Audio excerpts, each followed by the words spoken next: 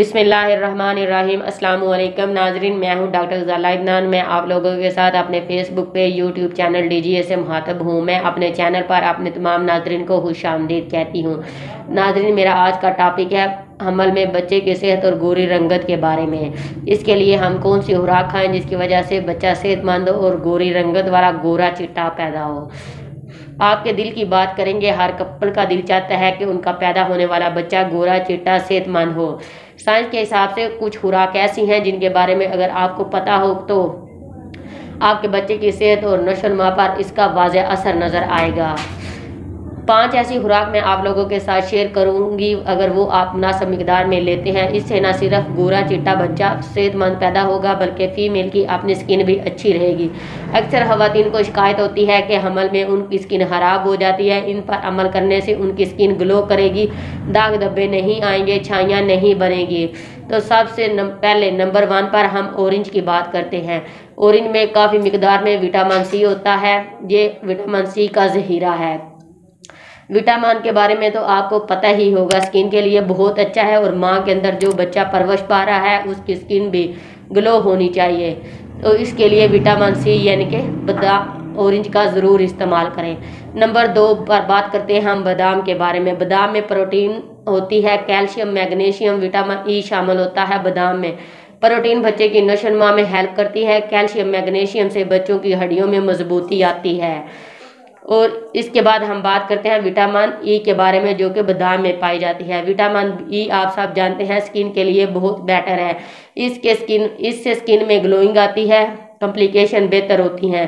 तीसरे नंबर पर हम बात करेंगे अंगूर और अंगूर का जूस। अंगूर में अल्फा हाइड्रोक्साइड एसिड पाया जाता है, ये बहुत ज़्यादा अच्छा है। अंगूर की अगर थोड़ी सी मिकदार रोज़ाना इस्तेमाल की जाए तो इससे बच्चे का जो रंगत है वो बहुत ज़्यादा अच्छी होगी, माँ की सेहत अच्छी होगी, मैदे की तज़ाबियत ख़त्म होगी और कब्ज़ की सूरत में भी ये बहुत फ़ायदा मंद है। चौथे नंबर पर हम जिस गज़ा के बारे में बात करेंगे वो है कोकोनट ऑयल। कोकोनट यानी कि गरी।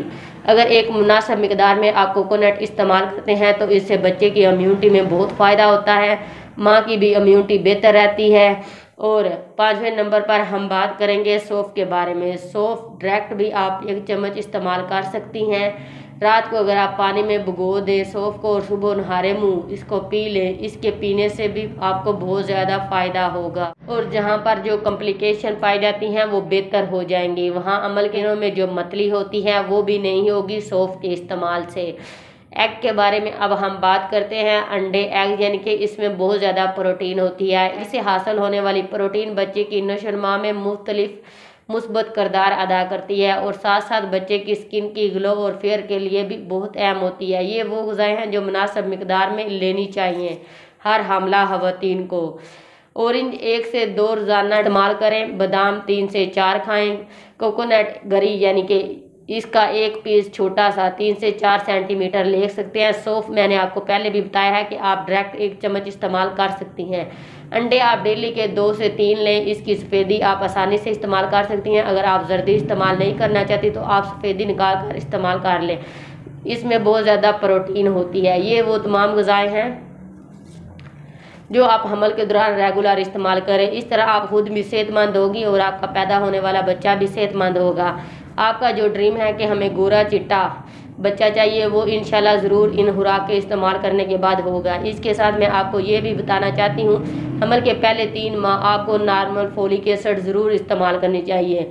ये बच्चे के न्यूरल ट्यूब को डिफेक्ट होने से रोकती है, बच्चे की IQ लेवल को बहुत तेज़ करती है।